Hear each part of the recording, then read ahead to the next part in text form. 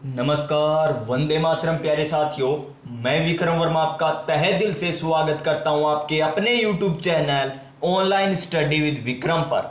तो प्यारे साथियों, आप सभी स्वस्थ होंगे, मस्त होंगे और सीईटी एग्जाम 2024 की एकदम बेहतर तरीके से तैयारी कर रहे होंगे। और इसी तैयारी को और बेहतरीन और शानदार और जानदार बनाने के लिए हम कर रहे हैं सीईटी 2024 के लिए मॉडल पेपर। जी हां प्यारे विद्यार्थियों, 22, 23 और 24 अक्टूबर को जो आपका एग्जाम होगा उसी की तर्ज पर हम मॉडल पेपर कर रहे हैं। और आज हमारा मॉडल पेपर नंबर रहने वाला है 3 नंबर मॉडल पेपर, जिसका पार्ट 2 रहने वाला है। शानदार क्लास रहने वाली है, जानदार क्लास रहने वाली है। जो भी इस क्लास को लास्ट तक लगा लेगा ना, वो कमेंट करके जरूर बताएगा कि आपको ये क्लास किस प्रकार लगी, क्या आपको समझ में आया या नहीं आएगा। और मैं ये दावे के साथ कह सकता हूं कि आप कमेंट करके यही लिखोगे कि सर हमें तो अच्छे तरीके से समझ में आया, आप बस कंटिन्यू क्लास लगा देना। तो देखिए, आपसे 150 प्रश्न पूछे जाएंगे सीईटी के एग्जाम में। 300 नंबर का आपका पेपर होने वाला है। 3 घंटे का आपको समय मिलेगा। 40% लाना अनिवार्य है। नेगेटिव मार्किंग बिल्कुल भी नहीं रहने वाली। तो मॉडल पेपर नंबर 3 का पार्ट 2 देखने वाले हैं। तो यानी एक पार्ट में हमने 50 नंबर क्वेश्चन तक अच्छे तरीके से कर लिए थे। अब हम करेंगे क्वेश्चन नंबर 51। और क्या है हमारा क्वेश्चन नंबर 51, देख लीजिए। सभी सब्जेक्ट आपको मिलने वाले, हिंदी, इंग्लिश, मैथ, रीजनिंग, यानी सारे सब्जेक्ट करवाए जाएंगे। वो चाहे साइंस हो, चाहे इंडियन ज्योग्राफी हो, करंट अफेयर्स के क्वेश्चन हो, सारे क्वेश्चन करवाए जाएंगे। तो लास्ट तक लगा लेना। और क्वेश्चन नंबर 51 देखिए हमारा, और कौन सा है, इंग्लिश सब्जेक्ट से आ गया क्वेश्चन है। और जब भी इंग्लिश का क्वेश्चन आता है और हमें क्या चाहिए, एक मोटिवेशन चाहिए, क्योंकि इंग्लिश का क्वेश्चन तो मोटिवेशन से ही होता है। तो चलिए मोटिवेशन सुनते हैं हम एक। और मोटिवेशन क्या है, जीतेंगे हम ये वादा करो, कोशिश हमेशा ज्यादा करो। जी हां प्यारे साथियों, कितनी शानदार लाइन है। जीतेंगे हम ये वादा करो, कोशिश हमेशा ज्यादा करो। किस्मत भी रूठे पर हिम्मत ना टूटे। जी हां, किस्मत भी रूठे पर हिम्मत ना टूटे। मजबूत इतना इरादा करो, मजबूत इतना इरादा करो। जी हां प्यारे साथियों, किस्मत भी रूठ जाए ना तो भी कोई बात नहीं, हिम्मत नहीं टूटनी चाहिए। तो अब हम कर देंगे इंग्लिश का इस क्वेश्चन का पोस्ट मार्टम। और क्या है क्वेश्चन, देखिए। Change the voice of the flowing sentence from the option given below, यानी जो आपको ऑप्शन दे रखे हैं उसके अनुसार हमें सही बताना है। और क्या दे रखा है हमें, Who teach you such thing। देखिए, सबसे पहले हमें क्या दे रखा है, WH वर्ड दे रखा है। और लास्ट में क्या दे रखा है, क्वेश्चन मार्क चिन्ह दे रखा है। तो इसमें हम बदलेंगे वो इसमें, तो इसमें भी क्या आएगा, प्रश्नवाचक चिन्ह आएगा। तो ये लीजिए प्रश्नवाचक, ये लीजिए प्रश्नवाचक, ये लीजिए प्रश्नवाचक और ये लीजिए प्रश्नवाचक। यानी अब तक तो सभी ऑप्शन सही है। उसके बाद देखिए हमें क्या दे रखा है, हु दे रखा है। और हु को किस में बदला जाता है, बाई हुम में बदला जाता है। किस में, बाई हुम में बदला जाता है। तो लीजिए, इसमें तो बाई हु है, तो ऑप्शन नंबर ए तो कट गया। ऑप्शन नंबर डी में पहले यू दे रखा है, तो ये ऐसे कट गया। अब देखिए आगे, बाई हुम, यानी बी और सी में से हमारा एक ऑप्शन रहने वाला है। तो कौन सा होगा, देखिए ऑप्शन नंबर बी होगा या सी होगा। तो इसमें आगे देखिए, आगे हमें क्या दे रखा है, यू दे रखा है और यहां पर हमें आर दे रखा है। तो देखिए, बाई होम के बाद क्या आएगा, हेल्पिंग वर्ब आएगी। क्या आएगी, हेल्पिंग वर्ब, जो हमें कौन से ऑप्शन में दे रखा है, केवल ऑप्शन नंबर सी में दे रखा है। तो बी भी क्या हो जाएगा, यहां पर गलत हो जाएगा। तो देखिए, हमें पता नहीं, फिर भी हमने ऑप्शन को किस प्रकार किया। देखिए, एक एक ऑप्शन को ध्यानपूर्वक आपको समझाया गया है। इंग्लिश इतने अच्छे तरीके से समझ ली, तो आगे आने वाले क्वेश्चन को देखिए हम कितने अच्छे तरीके से समझने वाले हैं। और इस क्वेश्चन का राइट आंसर हमारा ऑप्शन नंबर सी हो जाएगा। Question number 52। और क्या है क्वेश्चन नंबर 52 है कि किस बैंक द्वारा भारत की प्रथम इलेक्ट्रॉनिक बैंक गारंटी जारी की गई थी। क्या पूछा है कि ऐसा कौन सा बैंक है जिसके द्वारा भारत की प्रथम इलेक्ट्रॉनिक बैंक गारंटी जारी की गई थी। अच्छा क्वेश्चन है। और अब की बार तो सीईटी ग्रेजुएशन में इतने क्वेश्चन पूछे गए, इसके इतने क्वेश्चन पूछे गए कि सीईटी 10+2 वाले ही क्वेश्चन रिपीट कर दिए। और अब की बार सीईटी 10+2 है ना, 2024 में 22, 23 और 24 अक्टूबर को उसमें भी क्वेश्चन रिपीट होने वाले हैं। तो देखिए ऑप्शन नंबर 1, एचडीएफसी बैंक या एसबीआई बैंक या पीएनबी बैंक या बैंक ऑफ बड़ौदा यानी बीओबी, कौन सा बीओबी। तो इसका सही आंसर क्या हो जाएगा हमारा एचडीएफसी बैंक, यानी भारत की प्रथम इलेक्ट्रॉनिक बैंक गारंटी किसके द्वारा जारी की गई थी? एचडीएफसी बैंक के द्वारा की गई थी।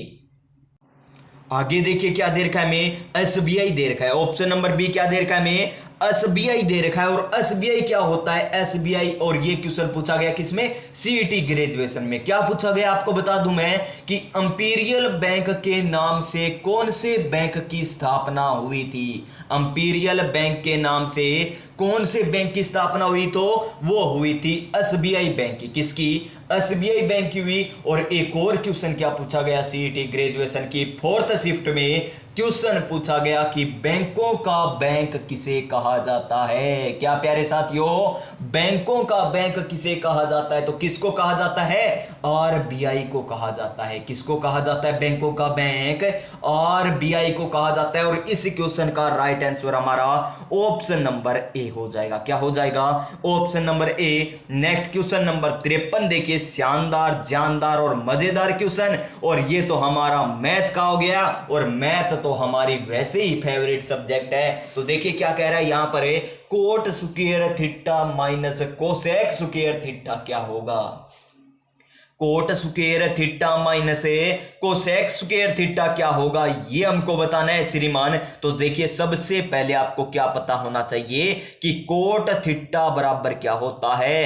कोट थीटा बराबर क्या होता है? कोस थीटा बटा में साइन थीटा। ये सभी को पता है ना कि कोट थीटा बराबर क्या होता है? कोस थीटा बटा में साइन थीटा। और टेन थीटा बराबर क्या होता है? साइन थीटा बटा में कोस थीटा। और हमें क्या दे रखा है? Cosec theta. तो कोसेक थीटा भी लिख लीजिए। कोसेक थीटा बराबर क्या होता है मेरे प्यारे विद्यार्थियों? ये होता है 1/साइन थीटा। क्या होता है? 1/साइन थीटा। तो यहां पर इनको लिख दीजिए। कोट स्क्वायर थीटा है, तो कोट थीटा का तो मान हमें पता है कि कोस थीटा बटा में क्या होता है? साइन थीटा होता है। तो हमें क्या दे रखा है यहां पर? स्क्वायर दे रखी है, तो यहां पर भी स्क्वायर कर दीजिए। कोस स्क्वायर थीटा बटा में साइन स्क्वायर थीटा।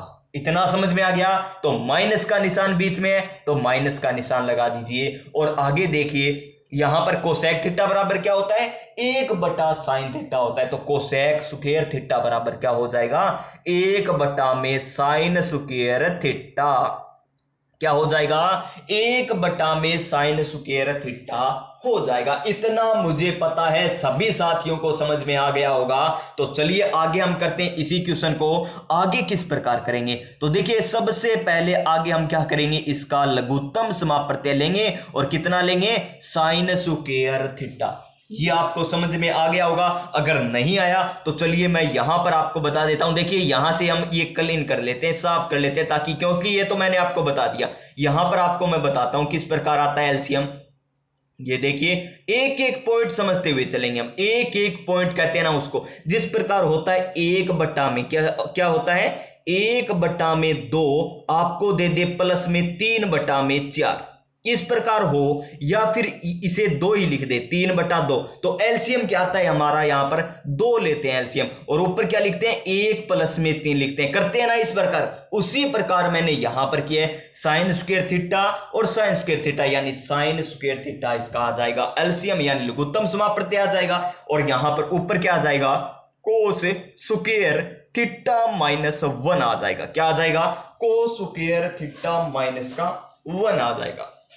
अब देखिए हमारा नेक्स्ट स्टेप क्या रहने वाला है। फिर देखिए नेक्स्ट स्टेप यहां पर करेंगे। चलिए यहां से साफ कर लेते हैं। यहां पर नेक्स्ट स्टेप करने वाले हैं। बिल्कुल आराम से मैं आपको समझा रहा हूं, कोई दिक्कत नहीं है प्यारे विद्यार्थियों, थोड़ा टाइम ही ज्यादा लगेगा लेकिन हमें समझ में आना चाहिए। अब देखिए ऊपर क्या दे रखा है हमें, कोस स्क्वायर थीटा माइनस 1 दे रखा है। क्या दे रखा है, कोस स्क्वायर थीटा माइनस 1 दे रखा है। लेकिन हमें तो यह पता है कि साइन स्क्वायर थीटा प्लस में कोस स्क्वायर थीटा बराबर क्या होता है, बराबर होता है 1, यानी साइन स्क्वायर थीटा बराबर क्या होता है, साइन स्क्वायर थीटा बराबर होता है 1 माइनस कोस स्क्वायर थीटा। ये आपको पता है ना, ये अलग है। इस सवाल से अगर आपको पता है तो अभी ये क्वेश्चन कर पाओगे। अब देखिए ऊपर क्या कर लेते हैं, यहां पर जो दे रखा है ये वाला, इसमें हम माइनस कॉमन ले लेते हैं। तो माइनस कॉमन लेंगे तो क्या हो जाएगा, एक तो हो जाएगा प्लस का और कोस किसका हो जाएगा, माइनस का। तो 1 माइनस कोस स्क्वायर थीटा ऊपर बन जाएगा और बटा में क्या है, साइन स्क्वायर थीटा। क्या है, साइन स्क्वायर थीटा। ये समझ में आ गया ना, तो मान के चलिए आपको ये क्वेश्चन हल ही हो गया। किस प्रकार, देखिए 1 माइनस कोस स्क्वायर थीटा बराबर क्या होता है, साइन स्क्वायर थीटा। जब हम यहां पर साइन स्क्वायर थीटा लिखेंगे तो साइन स्क्वायर थीटा से साइन स्क्वायर थीटा कट जाएगा और बचेगा क्या, केवल हमारे पास माइनस का 1 बचेगा। क्या बचेगा, केवल हमारे पास माइनस का 1 बचेगा, जो इस क्वेश्चन का राइट आंसर हो जाएगा। क्या हो जाएगा, -1 इस क्वेश्चन का राइट आंसर हो जाएगा। तो इस क्वेश्चन का राइट आंसर -1। अच्छे तरीके से समझाया, शानदार तरीके से समझाया। अगर आपको समझ में आ गया तो अपने दोस्तों के पास इस क्लास को शेयर कर दीजिए, क्लास को लाइक कर दीजिए। समझ में आए तभी करना प्यारे विद्यार्थियों, अन्यथा मत करना, क्योंकि समझोगे वहीं से पढ़ोगे ना तो सिलेक्शन जल्दी होगा, अन्यथा सिलेक्शन नहीं होगा। केवल आप क्या काम करोगे, व्यू बढ़ाने का काम ही करोगे। आगे देखिए नेक्स्ट क्वेश्चन हम देखते हैं 54 नंबर।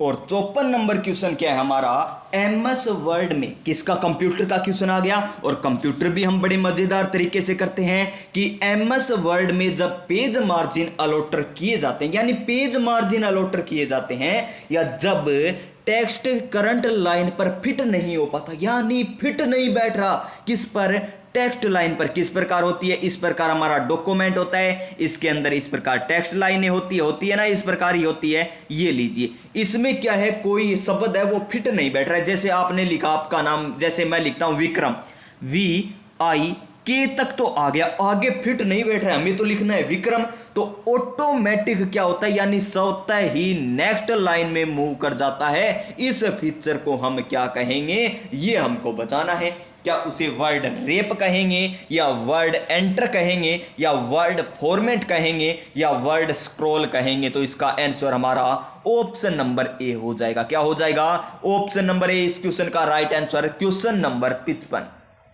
ये लीजिए, इसमें तो आपको मैथ और रीजनिंग दोनों ही पूछ ली, तो और शानदार तरीके से करेंगे। और क्वेश्चन क्या है देखिए, यदि किसी एक काल्पनिक भाषा में अंकों को 0 1 2 3 4 5 6 7 8 9 को LMNOPQRSTU लिखा जाता है, यानी प्रतिस्थापित किया जाता है, तथा 21 को अन्नम लिखा जाता है, तो इसका मान हमें बताना है। किसका, इसका, किसका बताना है प्यारे साथियों, इसका मान हमें बताना है। तो बता दीजिए। तो देखिए सबसे पहले हमें किसका मान पता होना चाहिए, इसका, किसका, TO का मान पता होना चाहिए। तो TO, T देखिए कितने पे आ रहा है, 1 2 3 4 5 6 7 8 9 नंबर पे T आ रहा है। तो यहां पर क्या लिखेंगे, 8 लिखेंगे। क्यों लिखेंगे, क्योंकि ये 0 से स्टार्ट हो रहा है। यहां पर देख लीजिए 9 नंबर पे क्या आ रहा है, 1 2 3 4 5 6 7 8 और 9 पे क्या आ रहा है, 8, यानी 1 कम आ रहा है। क्यों आ रहा है, किसके कारण, क्योंकि ये 0 से स्टार्ट हो रहा है इसलिए आ रहा है।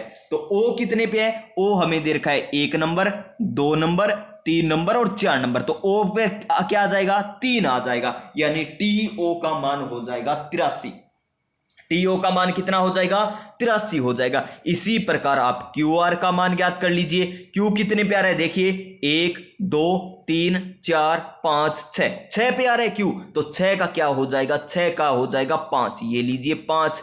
फिर देखिए आगे क्या दे रखा है, R कितने पे आ रहा है, R आ रहा है 7 पे, तो यहां पर क्या आ जाएगा, 6 आ जाएगा। कितना आ जाएगा, 6 आ जाएगा। देखिए 1 2 3 4 5 6 7, R कितने पे आ रहा है, 7 पे, तो 6 लिख दिया इसका मान। और इस प्रकार हमें M1 का मान भी लिखना है। M1 का मान कितना हो जाएगा, देखिए यहां पर, यहां से मैं साफ करता हूं, ये देखिए, ये लीजिए, अब आपको दिखाई देगा, ये देखिए, अम अन का लिखना है तो आ को आगे लाना है, अन लास्ट में रहेगा, यानी एक इधर लाना है। तो अमन का मान कितना हो जाएगा? 12। अमन का मान कितना हो जाएगा? 12 हो जाएगा। इतना समझ में आ गया ना? तो मान के चलिए ये क्वेश्चन आपने हल ही कर दिया। हल किस प्रकार कर दिया, लिख लीजिए इसमें मान 83, ये बाहर ब्रैकेट दे रखी है, उसके बाद ये छोटी ब्रैकेट माइनस के क्या दे रखे हैं हमें, क्यू आर का मान 56, ये लीजिए 56, फिर ब्रैकेट बंद इंटू में 12, और 12 आने के बाद क्या हो जाएगी, ये ब्रैकेट बंद हो जाएगी। अब देखिए हमारा नेक्स्ट स्टेप क्या रहने वाला है, इसको इसमें से घटाएंगे तो कितना आ जाएगा? 27, ये लीजिए 27 बच गया, इंटू में 12, 27 इंटू 12 कितना होता है? 12 7 84 और 12 24, यानी 324। 3 2 4, 3 2 4 इसका मान आ गया। तो देखिए 3 का क्या है, 3 पर क्या दे रखा है हमें, 1 2 3 4, 4 नंबर देखना है तो 1 2 3 4, ओ आएगा, ओ आएगा, इसमें ओ है, इसमें ओ है क्या? नहीं है, इसमें ओ है क्या? नहीं है, इसमें हमें माइनस दे रखा है तो ये ऑप्शन होगा नहीं, यानी ऑप्शन नंबर ए हो जाएगा हमारा बिल्कुल राइट आंसर।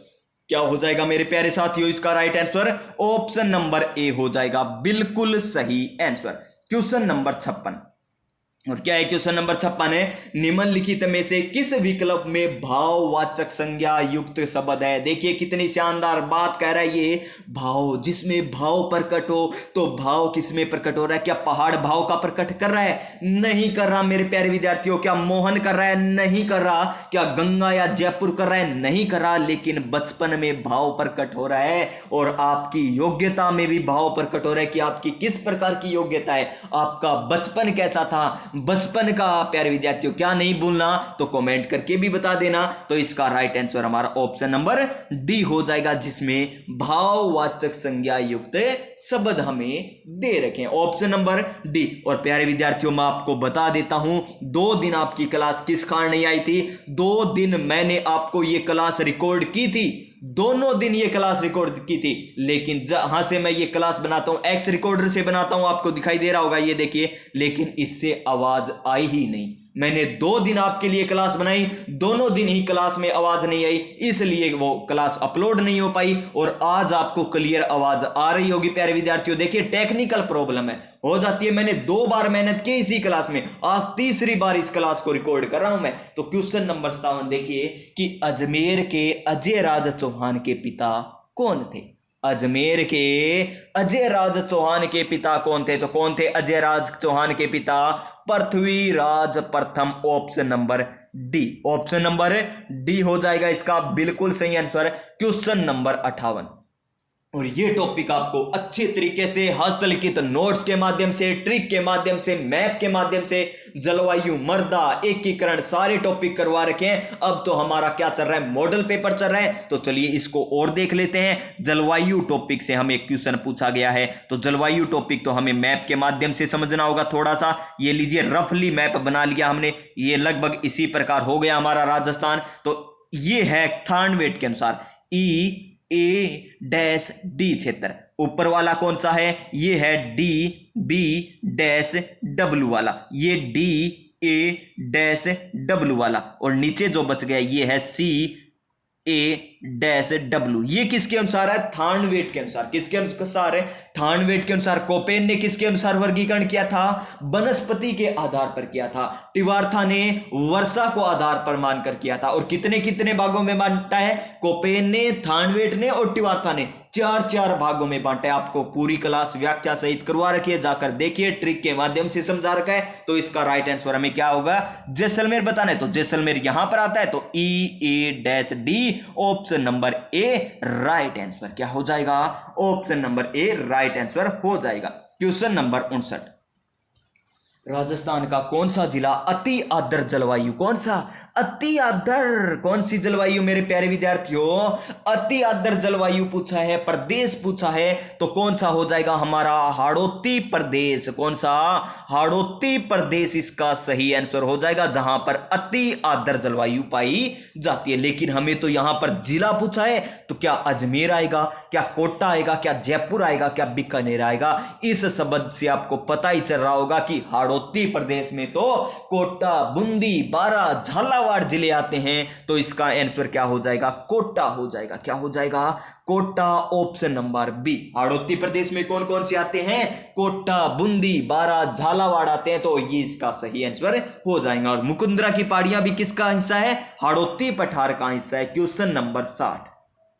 और क्या है क्वेश्चन नंबर 60? अच्छा क्वेश्चन, खेल से संबंधित क्वेश्चन कि लक्ष्य सेन और किदाम्बी श्रीकांत निम्नलिखित में से किस खेल से संबंधित है? कौन से खेल से संबंधित है? ये बैडमिंटन खेल से संबंधित है, यानी option number C. Option number C हो जाएगा क्वेश्चन नंबर 61। और क्वेश्चन नंबर 61 है कि जिस समास में पहले शब्द के बाद कारक चिन्ह किसी न किसी यानी कहेंगे रूप में आयु ही रहे बेने आपा की कवांगा, यो अपन क्वेश्चन पूछे यानी विद्यमान रहता है, उसे क्या कहते हैं? कर्मधारय समास नहीं।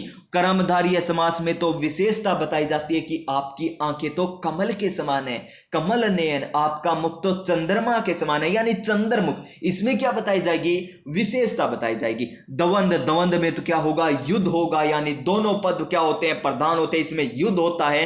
अलुक तत्पुरुष समास बिल्कुल सही है। अलुक तत्पुरुष समास में किसी न किसी रूप में कारक चिन्ह आपको मिलेगा ही मिलेगा। एक अव्ययभाव समास होता है। अव्ययभाव समास में पहला पद उपसर्ग या पहला पद क्या होता है? अव्यय होता है। उसके बाद एक और समास होता है बहुब्रीहि समास है, जिसमें आपको पौराणिक बातें देखने को मिलेगी, यानी इस क्वेश्चन का तो हमारा right answer option number C हो जाएगा। नेक्स्ट 62 नंबर क्वेश्चन, भारत में शंकुधारी वृक्ष में पाए जाते हैं। कहां पर पाए जाते हैं? पर्वतीय वन में पाए जाते हैं। आसान सा क्वेश्चन है, ऑप्शन नंबर डी हो जाएगा। शंकुधारी वृक्ष पर्वतीय वन में पाए जाते हैं। Question number 63। और क्या है क्वेश्चन नंबर 63? आहड़ का उत्खनन कार्य किसके नेतृत्व में निष्पादित किया गया था? ऐसे आहड़, ऐसे आयड़ नदी, आयड़ बोले तो बेड़च नदी के किनारे, ऐसे अक्षय कीर्ति व्यास ने, किसने? अक्षय कीर्ति व्यास ने इसकी खोज की थी। और लघु स्तर पर उत्खनन भी किनके द्वारा किया गया था? ये अक्षय कीर्ति व्यास के द्वारा किया गया था। कौन सी नदी के किनारे? आयड़ नदी के किनारे, जिसे और किस नाम से जाना जाता है? बेड़च नदी के नाम से जाना जाता है। कौन सी सभ्यता? आहड़ सभ्यता। और व्यापक स्तर पर उत्खनन किसके द्वारा किया गया? एच.डी. सांकलिया के द्वारा। किसके द्वारा? एच.डी. सांकलिया के द्वारा व्यापक स्तर पर उत्खनन किया गया था। और यही हमें पूछा है कि आहड़ का उत्खनन कार्य किसके नेतृत्व में हुआ था? तो इसका सही answer H D. Sankalia. H D. Sankalia क्या हो जाएगा? H D. Sankalia. Next question, question number 64। ये लीजिए श्रीमान, ये तो आ गया अंतरराष्ट्रीय का क्वेश्चन, बड़ा ही शानदार कि अरुण, कोई अरुण है? अरुण जल विद्युत परियोजना, कौन सी जल विद्युत परियोजना?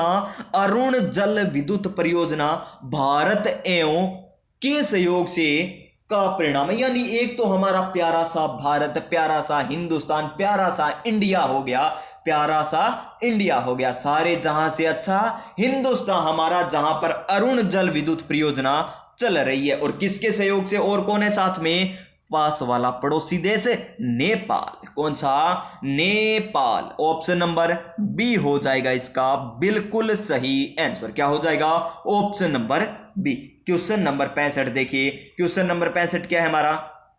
ये लीजिए, राजीव गांधी ग्रामीण ओलंपिक खेलों का उद्घाटन राजस्थान के मुख्यमंत्री कौन थे उसके समय? मुख्यमंत्री ये बताइए पहले तो कौन थे? हमारे माननीय अशोक गहलोत जी। कौन थे? अशोक गहलोत जी थे वहां के। तो अशोक गहलोत आ जाएगा, जिन्हें क्या कहा जाता था? राजनीति का जादूगर कहा जाता था। जादूगर, जो कोई भी जादू कर सकता था, कभी भी रीट की भर्ती निकाल सकते थे, कभी भी सेकंड ग्रेड की भर्ती निकाल सकते थे, इसलिए उन्हें क्या कहा जाता था? जादूगर कहा जाता था। और उनका विधानसभा क्षेत्र कौन सा था? जोधपुर था। उनका विधानसभा क्षेत्र जोधपुर था। तो वो ग्रामीण ओलंपिक खेलों का उद्घाटन भी कहां से करते हैं? जोधपुर से करते हैं। Option number A. और वर्तमान में कौन सी विधानसभा है? 16वीं विधानसभा। कौन सी है वर्तमान में विधानसभा? 16वीं विधानसभा, जिसके मुख्यमंत्री कौन है? भजन लाल शर्मा। हमारे माननीय भजन लाल शर्मा उसके मुख्यमंत्री हैं। कहां से हैं मुख्यमंत्री? भरतपुर के रहने वाले। लेकिन इन्होंने चुनाव कहां से लड़ा था? वह सांगानेर से इनके द्वारा चुनाव लड़ा गया था। पहली बार विधायक बने और विधायक बनते ही मुख्यमंत्री बन गए। विधायक बनते ही क्या बन गए? मुख्यमंत्री बन गए। और उप मुख्यमंत्री कौन है? हमारे दो उप मुख्यमंत्री, एक तो प्रेमचंद बेरवा और एक कौन है? दिया कुमारी। एक कौन है? दिया कुमारी है। प्रेमचंद बेरवा तो कहां से है? हमारा छोटा सा दुद्दू। कौन सा दुद्दू पिएगा बेटा? तो दुद्दू से है। और हम बात करें किसकी? दिया कुमारी जी की। तो दिया कुमारी जी कहां से है? विद्याधर नगर से। कहां से चुनाव लड़ी थी? विद्याधर नगर से चुनाव लड़ी थी। और वसुंधरा राज्य का कहां से था? झालरा पाटन झालावाड़, जिसको क्या कहा जाता है? घंटियों का शहर कहा जाता है। बस ये याद रखना, इस प्रकार आपको सारे याद होने चाहिए, तभी तो सिलेक्शन होगा मेरे प्यारे साथियों। ये लीजिए, अब तो हमारे मैथ का क्वेश्चन आ गया। इसे तो और जानदार और मजेदार तरीके से करने वाले हैं। हमें रूट में दे रखी है संख्या और उसका मान ज्ञात करना है। तो देखिए, 3 पॉइंट छोड़कर है, ऊपर भी 3 पॉइंट छोड़कर है, तो पॉइंट कट जाएंगे। इस 2 से ये 2 कट जाएगा, यानी पॉइंट तो कट गए। इस प्रकार पॉइंट नहीं कटते हैं प्यारे विद्यार्थियों। अगर आपको दे रखा था 64 बटा में 0.064, फिर पॉइंट से पॉइंट मत काट देना, क्योंकि ऊपर 2 है, नीचे 3 छोड़कर है, तो पॉइंट से पॉइंट काटो ना, तो अब यहां पर एक 0 लगा देना। देखिए 640 हो गया, तो ये हो जाएगा। इस प्रकार किया जाता है। तो इसको देखिए, पॉइंट से पॉइंट करने के बाद क्या बचा?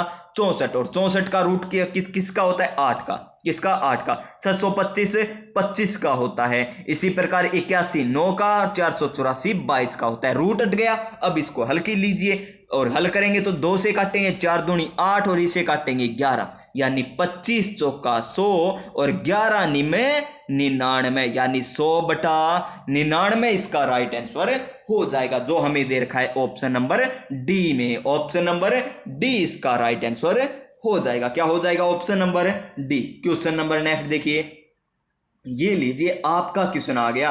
और आपका क्वेश्चन आता है मतलब आपको कमेंट करके बताना है प्यारे विद्यार्थी। और क्या बताना है? देखिए कि राजस्थान के प्रथम वित्त आयोग के अध्यक्ष कौन था? कौन थे प्रथम वित्त आयोग के अध्यक्ष? क्या हीरालाल देवपुरा? नहीं श्रीमान, हीरालाल देवपुरा तो कौन थे? राजस्थान के वे मुख्यमंत्री थे जिनका कार्यकाल क्या रहा था? सबसे कम रहा था। जो मैं अलग बातें बता रहा हूं ना, याद कर लीजिए इनको। क्या थे हीरालाल देवपुरा? वे मुख्यमंत्री थे जिन्हें सबसे कम कार्यकाल तक क्या किया था? शासन किया था। मान लीजिए, फिर देखिए के गोयल। कौन से गोयल है? के गोयल। तो के गोयल कौन है? प्रथम वित्त आयोग के अध्यक्ष। ऑप्शन नंबर बी हो जाएगा इसका राइट आंसर। तो सर आपने तो अभी कहा था कि आपका क्वेश्चन आया है, तो हमने तो ये किया ही नहीं। तो आपको करना क्या है? आपको बताना है मेरे प्यारे विद्यार्थियों कि वर्तमान समय में वित्त आयोग के अध्यक्ष कौन है। वर्तमान समय में वित्त आयोग के अध्यक्ष कौन है? तो कमेंट करके बता दीजिए, और आपको मैं रिप्लाई करके बता दूंगा कि आपने सही बताया या नहीं बताया। नेक्स्ट क्वेश्चन, बायोस निम्न में से किसका हिस्सा है? बायोस रैम का, रैंडम एक्सेस मेमोरी का, या लैन का, या रीड ओनली मेमोरी का, या वैन का? तो किसका है ये हिस्सा? ये है रोम का, रीड ओनली मेमोरी, जो एक क्या है? स्थाई मेमोरी है। और राम कह दीजिए या रैम कह दीजिए, ये क्या है? एक अस्थाई मेमोरी है। क्या? अस्थाई मेमोरी। तो इसका right answer option number C हो जाएगा। नेक्स्ट क्वेश्चन, क्वेश्चन नंबर 79 है क्या? 69 नंबर क्वेश्चन आ गया। क्या है? निम्नलिखित में से भौतिक परिवर्तन कौन सा है? और एक क्वेश्चन आपका पक्का है, एक क्वेश्चन आपका पशु परीक्षण में, एक क्वेश्चन सीईटी में। किस में से? भौतिक परिवर्तन में से। तो देखिए क्या कह रहे हैं, लोहे पर जंग लगना। देखिए बाहर आपके लोहे की कोई गाटर पड़ी होगी, कोई सिरिया पड़ा होगा, कोई मेक पड़ी हो, यानी जिसे कील कहा जाता है। लोहे की कोई न कोई वस्तु बाहर रखी होगी, उसमें वर्षा होती है उसके ऊपर, यानी जल की मात्रा आ गई, फिर वहां से ऑक्सीजन क्रिया करता है, यानी यहां पर एक रासायनिक क्रिया होगी, तभी तो जंग लगेगा। ये तो है रासायनिक परिवर्तन।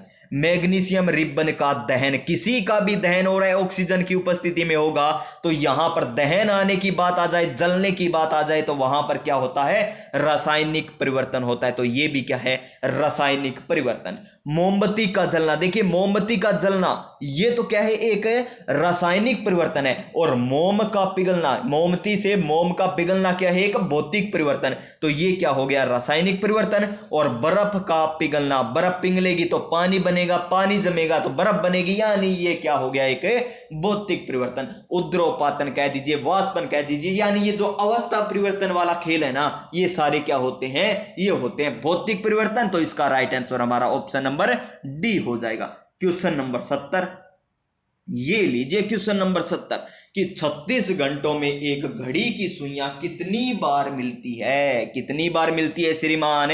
देखिए हमें आपको बता दूं कि 12 घंटे में 11 बार, 12 घंटे में 11 बार मिलती है, तो 24 घंटे में कितनी बार हो जाएगी, 22 बार हो जाएगी। फिर 12 तिया कितने होते हैं, 36, तो 11 तिया कितने होते हैं, 33, तो 36 घंटे में कितनी बार मिलेगी, 33 बार, यानी ऑप्शन नंबर ए इसका करेक्ट आंसर क्या हो जाएगा, करेक्ट आंसर हो जाएगा इसका बिल्कुल सही आंसर। क्वेश्चन नंबर 71, वाह केकरी गुरुजी इतो भयंकर क्वेश्चन सीईटी में आवे। तो प्यारे विद्यार्थियों देखो, इतना खतरनाक क्वेश्चन भी आपसे पूछा जा सकता है कि 47 स्टार 38 का मान दे रखा है, में 83 74, 53 स्टार 16 का मान दे रखा है, 61 35 और 20 स्टार 92 का मान हमें पूछा है। तो सर इतना डिफिकल्ट सवाल, इतना कठिन सवाल हम किस प्रकार करेंगे।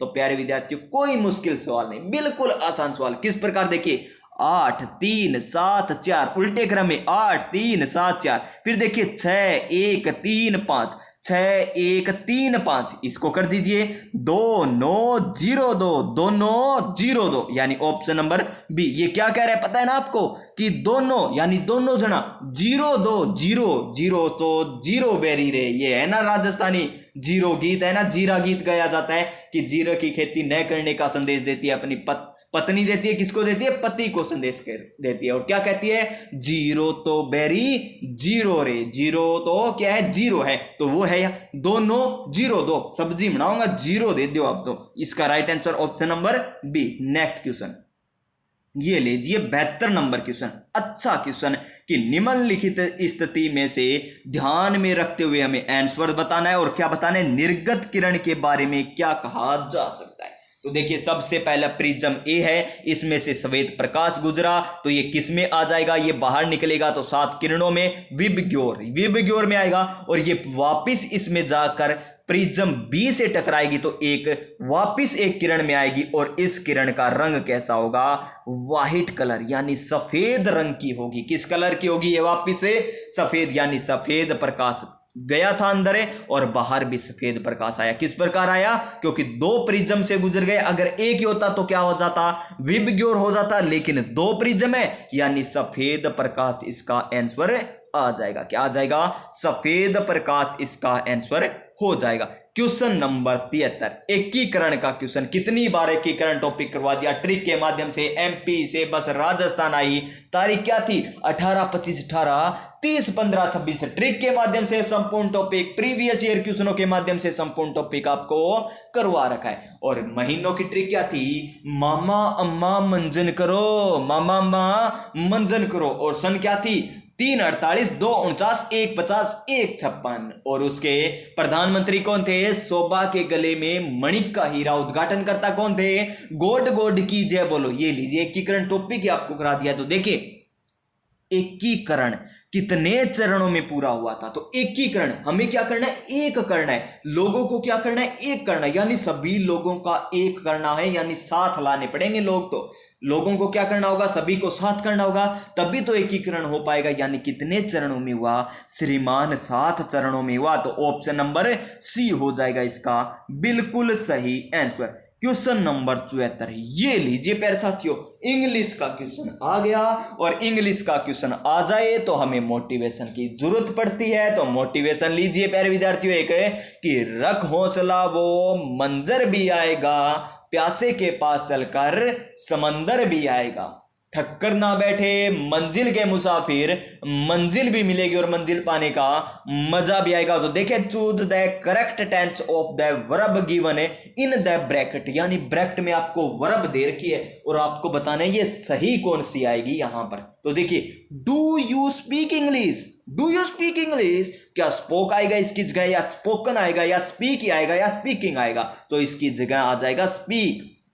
ये देखिए बिल्कुल सही देर का, कोई गलत नहीं है। एग्जामिनर बस हमें क्या करना चाहता है, एग्जामिनर सोचता है कि हम इसको बच्चे को क्या कर देंगे, ध्यान भटका देंगे कि स्पीक तो आएगा नहीं, स्पीकिंग में, स्पोकन में, इनमें से आएगा। लेकिन हम भटकने वाले नहीं है। क्यों? क्योंकि अभी हमने क्या लिया है, मोटिवेशन जो लिया है। तो इसका right answer option number C हो जाएगा। इसी प्रकार क्वेश्चन नंबर 75 आ गया, जो इंग्लिश का आ गया। अभी तो मोटिवेशन लिया है तो ये भी कर देंगे। फ्रीडम का हमें क्या बताना है, एंटोनियम बताना है श्रीमान। तो आसान सा क्वेश्चन क्या आ जाएगा, सेलेवरी हो जाएगा ऑप्शन नंबर ए। इसका right answer option number A. और हिंदी तो इजी है ही, हिंदी तो आसान है ही। और ये क्वेश्चन हम कर देंगे कि ऋग्वेद शब्द का सही संधि विच्छेद कीजिए। तो इसका सही क्या हो जाएगा, क्या री धनवेद, या रिक त्रिक धनवेद, या रीत प्लस वेद, या रिक धनवेद? तो इसका आंसर है रिक धनवेद। और कौन सी संधि है, व्यंजन संधि का उदाहरण। कौन सी संधि का उदाहरण है, व्यंजन संधि का उदाहरण है। देखिए, कै वर्ग यानी पहला वर्ग किस में बदल रहा है, गै में बदल रहा है, यानी पहला तीसरे में बदल रहा है। और ये व्यंजन संधि का उदाहरण है। Next question, question number 77।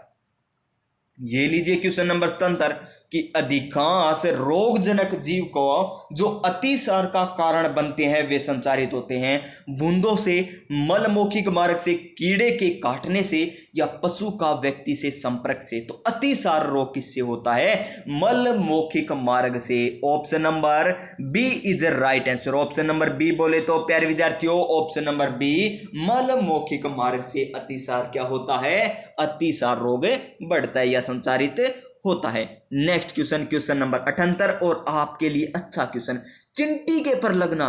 किसके, चिंटी के पर लगना, या कह दीजिए प्यारे विद्यार्थियों चिंटी के पर लगे, यहां पर किसी और के पर नहीं लगे। कभी आप कहने लगो पापा की परी आ गई, यहां पर मकोड़ा, मकोड़ा होता है ना चिंटी के प्रकार, चिंटा, मकोड़ा, मकोड़ा, मैं कोड़ा, मकोड़ा, यानी चिंटों के पर लगना। या कह दीजिए चिंटों के पर आ गए तो पापा का परा, पापा का क्या हो जाएगा, परा हो जाएगा। तो यहां पर देखिए चिंटी के पर लगना मुहावरे का अर्थ क्या है, विनाश के लक्षण प्रकट होना, जवाब न देना, घबराहट होना, या अधिक घमंड करना। तो इसका आंसर विनाश के लक्षण प्रकट होना। जब पापा की परी उड़ने लगेगी यानी चिंटी के पर लग जाएंगे, ये उड़ने लगेगी, तो समझ लेना विनाश के लक्षण प्रकट होने लगेंगे। और जब मकोड़ा यानी पापा का परा उड़ने लगेगा तो क्या होगा, सोच लीजिए फिर क्या होगा। नेक्स्ट क्वेश्चन, क्वेश्चन नंबर 79 हमें दे रखा है क्या, कंप्यूटर का क्वेश्चन।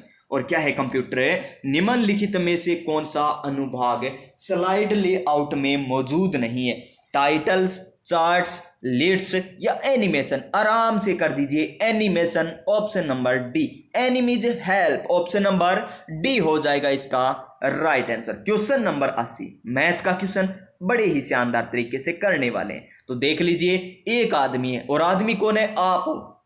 उस आदमी का नाम अपने ऊपर लीजिए। आपने 2 मेज, प्रत्येक मेज को 720 रुपए में बेचा। ये क्या है, सेलिंग प्राइस। आपने 720 रुपए में बेचा, दूसरी मेज को भी 720 रुपए में बेच डाला, बेच दी ना 720 से 720 में। इसी प्रकार समझ में आएगा, खुद पढ़ लीजिए क्वेश्चन, समझ में आ जाएगा। आपने क्या किया, आपके पास 2 मेज है, आपने 720 रुपए की एक मेज बेची और दूसरी भी 720 की बेच दी। लेकिन क्या कह रहा है यहां पर आगे कि एक पर उसे 20% का लाभ होता है। यानी एक मेज है ना, उस पर उसे 20% का लाभ हुआ। यानी 20% बोले तो 20/100, इसको भिन्न में बदलेंगे तो क्या हो जाएगा, 1/5। यानी 5 रुपए की जो वस्तु थी ना पहले, वो अब कितने की बेची है उसने, ₹6 की बेच डाली, और हमें तो कह रहा है ये 720 की बेची, यानी 6 का मान 720 है, तो 1 का मान कितना हो जाएगा? 1 का मान हो जाएगा 120 ना, 120। तो 5 का मान कितना हो जाएगा? 5 का 120 से गुणा करेंगे तो 0, 5 दूनी 10, और 5 और 1 6, 600 हो जाएगा ना, यानी ₹600 की एक मेज को उसने कितने में बेच दिया? ₹720 में। लाभ हो गया, अच्छी बात है, लाभ हो गया, मुझे ही मजे हैं, हमारे पास तो लाभ ही लाभ हो रहा है। लेकिन दूसरी मेज को उसने 20% हानि पर बेच दिया। एक वस्तु को तो उसने 20% लाभ पर बेचा, लेकिन दूसरी को 20% की हानि पर बेच दिया, यानी 5 की वस्तु कितने में बेच डाली उसने? ₹4 में बेच डाली। कितने रुपए में? ₹4 में। ₹5 की वस्तु ₹4 में, तो 1 का मान यहां पर कितना हो जाएगा? 180। कितना? 180। तो 5 का मान कितना हो जाएगा? 500, 8 5 40, 4 5 4 9, यानी दूसरी मेज का मूल्य ₹900 था, लेकिन उसने ₹720 की बेच दी। कितने में बेच दी? 720। देखिए कितना मूर्ख व्यक्ति है ये। कौन है ये व्यक्ति? ध्यान से देखिए इस व्यक्ति को, कौन है जिसने ₹19 की वस्तु को ₹720 में बेच दिया? क्या व्यक्ति आप थे या कोई और था? देखिए यहां पर गौर से, उसने देखिए 500, ये देखिए ₹600 की थी, ₹900 की थी, यानी उन्हें बेचने कितने की चाहिए थी? टोटल ₹1500 की बेचता ना, तब उसे न तो लाभ होता न ही हानि होती। ₹1500 की बेचता तो उसे न तो लाभ होता न ही हानि होती, लेकिन उसने बेचा कितने में? 720, और 720 कितने हो गए? 1440 हो गए, यानी उसने ₹1440 की बेच डाली। तो हानि हुई है या लाभ हुआ है? तो श्रीमान हानि हो गई। कितने रुपए की? ₹60 की, यानी उस शख्स को ₹60 की हानि वहन करनी पड़ी। ₹60 घराव लग गया, आग लगा कहेगा जो आदमी इतनी देर राजी हो रही हो, कौन हो रहे हो? वो थे, सोच लो कौन हो रहे हो। तो इसका राइट आंसर क्या हो जाएगा? ₹60 की हानि। तो ऑप्शन नंबर डी इस क्वेश्चन का राइट आंसर हो जाएगा। क्या हो जाएगा?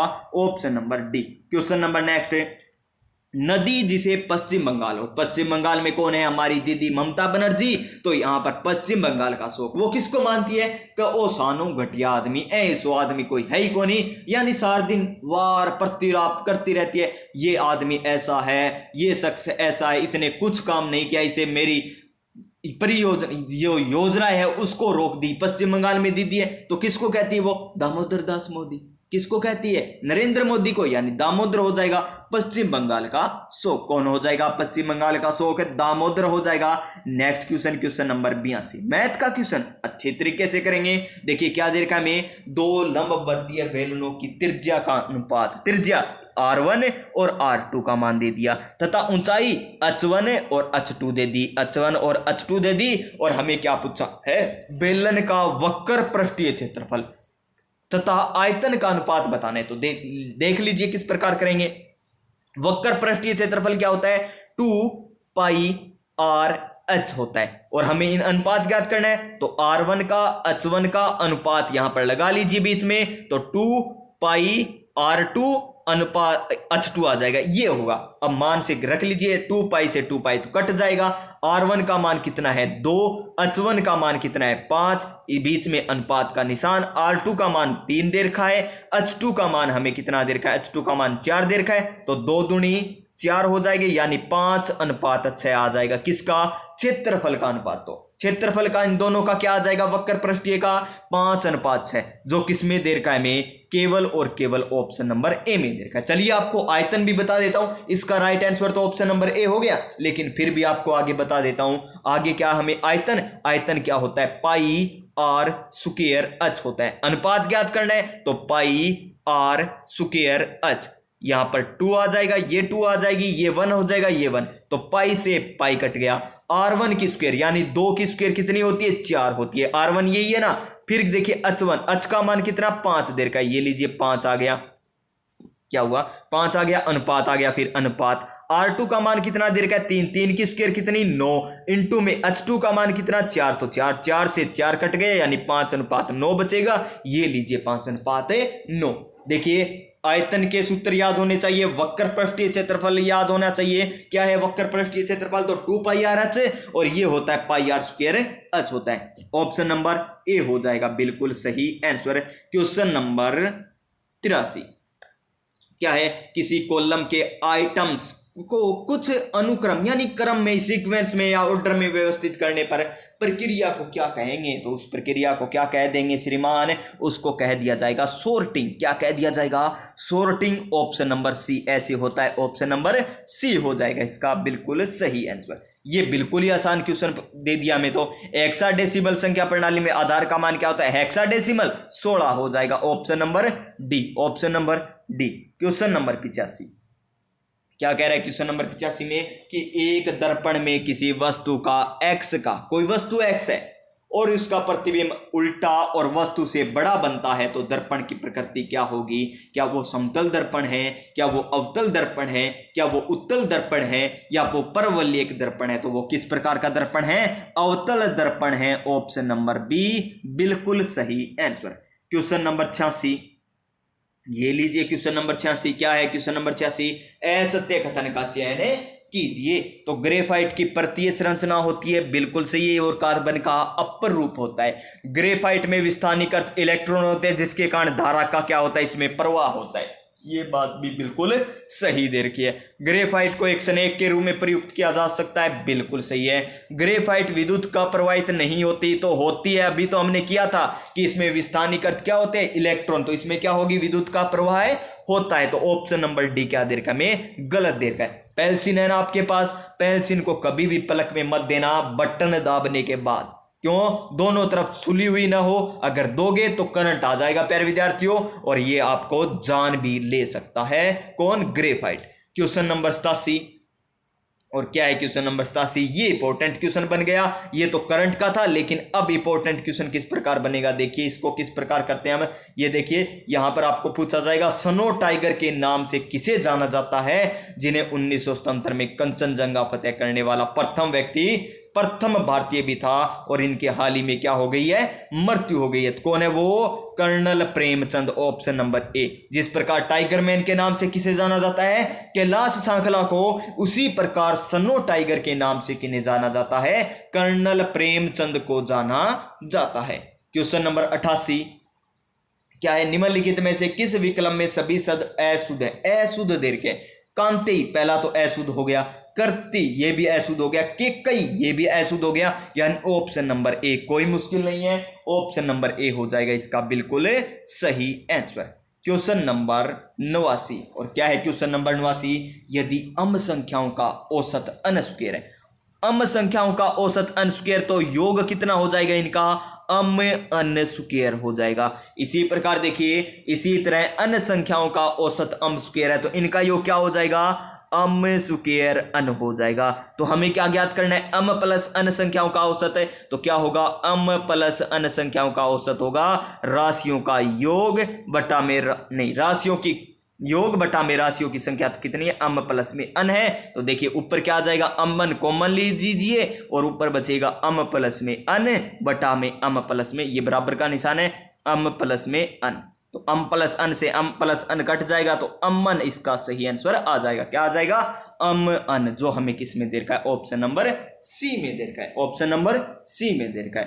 क्वेश्चन नंबर 90, डीआरडीओ के वर्तमान अध्यक्ष कौन है, तो कौन है, Sameer V Kamath, doctor Vijay Singh, doctor Alok Jain, या फिर हम बात करें राजवंत बी सिंह की, तो किस कौन है ये वर्तमान में अध्यक्ष, ये समीर विकांत हो जाएंगे 18 दिसंबर 2022 के अनुसार। क्वेश्चन नंबर नेक्स्ट क्या है, क्वेश्चन नंबर नेक्स्ट हमारा कि एक घन के किनारे में 20% वृद्धि, 20 बोले तो 1/5 होता है ना, तो लीजिए 20% की वृद्धि हो रही है, इन 5 से कितनी हो रही है, 6 हो रही है, 5 से 6, और घन का आयतन का सूत्र क्या होता है, क्यूब होता है, तो क्यूब कर लीजिए, 5 5 तो 6 6 क्यूब हो जाएगी ना, 5 की क्यूब करेंगे तो कितने आएगी, 125, और 6 की क्यूब करोगे तो 216 आ जाएगी। कितना ज्यादा है ये, 125 से कितना ज्यादा हो गया, ये 91, कितने पर, 125 पर, इंटू में 100, इसको हल कर लीजिए, 25 चौका 100 होते हैं, 25 5 125 होती है, इसमें भाग दोगे तो कितना आ जाएगा, 72.8%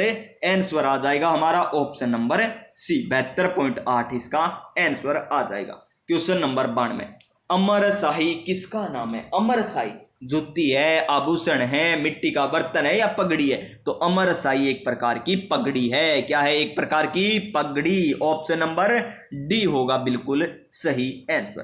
question number next 93 number question कि राजस्थान राज्य का कितना भाग मरुस्थलीय क्षेत्र में आता है? मरुस्थलीय क्षेत्र में कितना भाग आता है? आधा भाग आता है, 2/3 आता है, 1/3 आता है या 1/4 आता है? तो 2/3 आता है, लगभग 61% आता है। 61% आता है ना।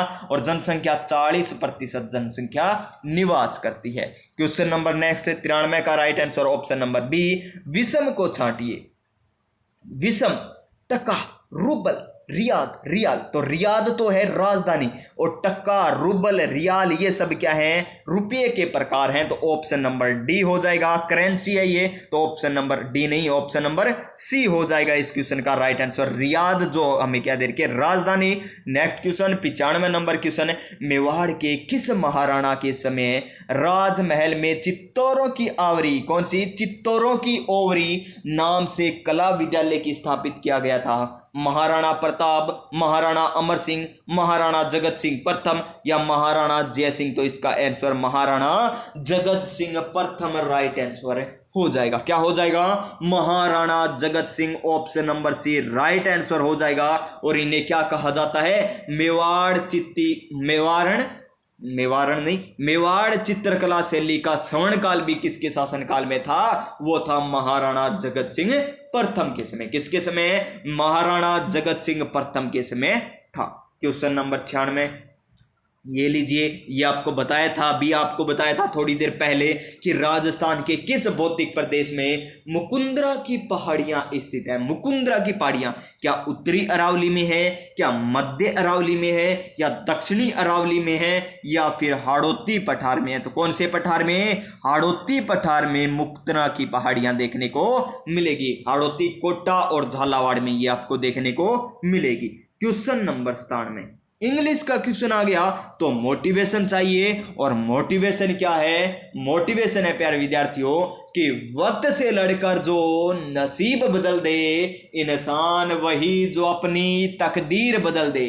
यहां कल क्या होगा कभी ना सोच मेरे दोस्त, क्या पता कल वक्त खुद अपनी तस्वीर बदल दे। तो देखिए, fill in the blank with the appropriate article बताना है। सीधी बात, आर्टिकल बताना है। Eat banana every day to keep yourself healthy, यानी ईट बनाना, खाना। ईट बनाना आ गया तो ए आएगा, दे आएगा, या एन आएगा, या जीरो आर्टिकल। तो क्या आ जाएगा? ए आ जाएगा। ऑप्शन नंबर ए, ऑप्शन नंबर ए। क्वेश्चन नंबर 98 सामान्य दृष्टि वाले युवा वयस्क के लिए निकट बिंदु दूरी क्या है? निकट बिंदु दूरी, निकट बिंदु दूरी तो कितना होता है? 25 सेंटीमीटर होता है। Option number C. जो निकट की वस्तु नहीं देख पाता उसे दूर दृष्टि दोष होता है। और दूर में कितने अक्षर आए? 2, इससे एक बढ़ाकर लिख दीजिए तो उत्तल इसमें लेंस उपयोग किया जाता है। जो दूर का नहीं देख पाते उसे निकट दृष्टि दोष होता है। और निकट दृष्टि दोष में एक अक्षर बटा दीजिए तो अवतल आ जाएगा, यानी निकट दृष्टि दोष में अवतल लेंस का प्रयोग किया जाता है। क्वेश्चन नंबर 99 देखिए हमारा क्या है? किस बजट में, कौन से बजट में राजस्थान के मुख्यमंत्री ने राज्य स्तरीय पंचायत अवार्ड योजना, कौन सी राज्य स्तरीय पंचायत अवार्ड योजना की घोषणा की थी? कौन सा बजट था वो बजट था हमारा 2015-16 का। Option number B. Question number 100 और देखिए आपका एक क्वेश्चन आ गया ना। क्यों आ गया? क्योंकि अब आपको करंट का बताना पड़ेगा आंसर। तो जस्टिस पंकज मित्तल राजस्थान उच्च न्यायालय के कौन से क्रम के मुख्य न्यायाधीश थे? कौन? जस्टिस पंकज मित्तल। तो कौन से क्रम के थे वो थे प्यारे विद्यार्थियों 40वें क्रम के। कौन से क्रम के? 40वें क्रम के मुख्य न्यायाधीश थे। अब आपको कमेंट करके बताना है कि राजस्थान उच्च न्यायालय के वर्तमान में मुख्य न्यायाधीश कौन है, कौन से क्रम के हैं। तो कमेंट करके बताइए। और साथ ही साथ प्यारे विद्यार्थियों ये हमारा अंतिम क्वेश्चन था पार्ट 2 का। तो ये भी कमेंट करके बताइए कि आपको ये क्लास किस प्रकार लगी। अच्छी लगी हो तो लाइक कर दीजिएगा, अपने दोस्तों के पास शेयर कर दीजिएगा, और चैनल पर पहली बार आए हैं तो सब्सक्राइब बेल आइकन दबाकर आने वाली क्लासों का इंतजार कीजिए और उनको लगाकर अपना सिलेक्शन श्योर कीजिएगा। तो मिलेंगे नेक्स्ट क्लास में। स्वस्थ रहिएगा, मस्त रहिएगा और अपनी अपनी तैयारी में व्यस्त रहिएगा। तब तक के लिए जय हिंद, जय भारत।